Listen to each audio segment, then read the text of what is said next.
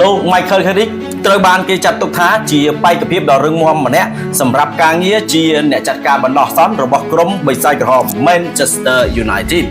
តាមប្រភពព័ត៌មានបានបញ្ជាក់ថា24ម៉ោងបន្ទាប់នឹងជាពេលវេលាដ៏សំខាន់សម្រាប់ក្លឹបហើយលោក Carrick អាយុ44ឆ្នាំគឺបានផ្ដល់ឱកាសដ៏ល្អ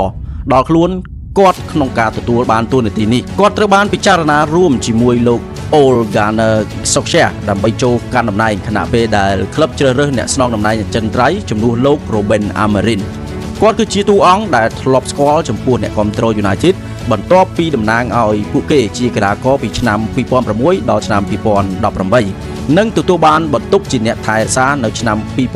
2021ការងារចុងក្រោយរបស់គាត់គឺជាគ្រូបង្វឹកនៅ Middlesbrough ហើយអ្នកជំនាញក្នុងវិស័យបាល់ទាត់ជឿ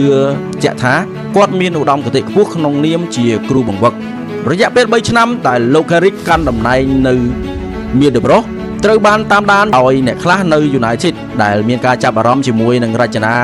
បង្វឹកនិងការគ្រប់គ្រងរបស់គាត់លោក Solskjaer ក៏ស្ថិតក្នុងក្របខ័ណ្ឌផងដែរហើយសង្ឃឹមថានឹងមានឱកាសជួយក្លឹបឲ្យងើបឡើងវិញពីគ្រាលំបាកបេក្ខជនទាំងពីរគឺបានដាក់ចេញនៅករណីរបស់ពួកគេកាលពីចុងសប្តាហ៍ប៉ុន្តែនៅពេលដែលពួកគេឈានចូលដល់ព្រឹកថ្ងៃច័ន្ទវាគឺជាបេក្ខជនទាំងពីរគឺជាគោលដៅរបស់ក្លឹបប៉ុន្តែនៅពេលដែលពួកគេឈានចូលដល់ព្រឹកថ្ងៃច័ន្ទលោក Michael Carrick គឺជាអ្នកទទួលបាននៅតំណែងមួយនេះ